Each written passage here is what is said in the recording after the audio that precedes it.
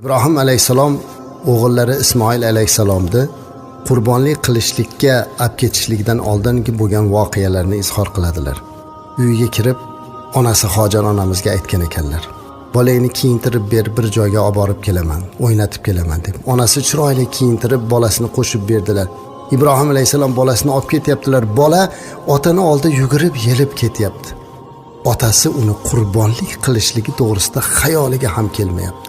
İbrahim alayhisalom o'g'illarini olib borib, o'sha Mino vodiysiga, hozirgi hojilarimiz to'planib turgan joyda qurbonlik qiladigan makonga olib bordilar. Shundan keyin azizlar, Ismoil alayhisalom otalari Ibrohim alayhisalomga bir gap aytdi, azizlar.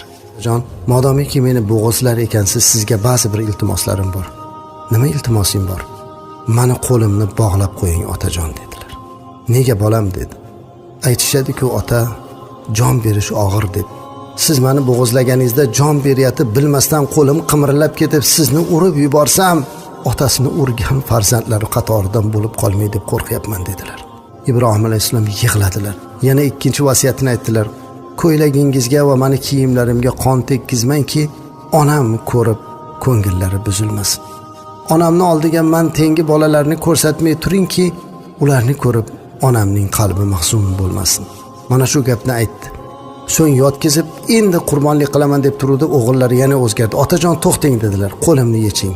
Nega o'g'lim o'zing aytding-ku? Yo'q. Ibrohim alayhisalom o'g'lini majbur qilib, qo'lini bog'lab turib qilib qurbonlik qilgan ekan degan tarixda qolmasin. O'z ixtiyorim bilan Alloh yo'lida yotganimni hamma bilsin, qo'limni yeching dedilar. Qo'lini yechdilar. Shunday o'g'ilni bergan Allohga shukrona aytib, oxir oqibat pichoqni o'g'lini bo'g'ziga olib bordilar, azizlar. Lekin pichoq kesmadi. Alloh haq subhanahu va taolo Qur'oni Karimda aytadiki, Ismoil alayhisalomga o'rniga qo'y keltirib, biz endi uni o'rniga boshqa zabih qiladigan ulug' birni fido qildik. Ya'ni Jabroil alayhisalom osmondan bir jannatdan qo'y olib tushib, mana shu qo'yni qurbonlik qiling dedi. Bu siz uchun bir imtihon edi xolos. Hech qachon Alloh bandaga zulm qilmaydi. Faqatgina bir imtihon edi. Va bu imtihondan ota ham, bola ham, ona ham nihoyatda chiroyli o'tdi. Mana shundan keyin Ibrohim alayhisalom o'g'illari Ismoil alayhisalom o'rniga Jabroil alayhisalom olib kelgan qo'yni qurbonlik qildi. Shundan beri har yili qurbon hayiti kuni qo'y so'yamiz. Ba'zan bizdan odamlar so'raydi, "Domla, qo'yni qanaqasini so'yaylik?"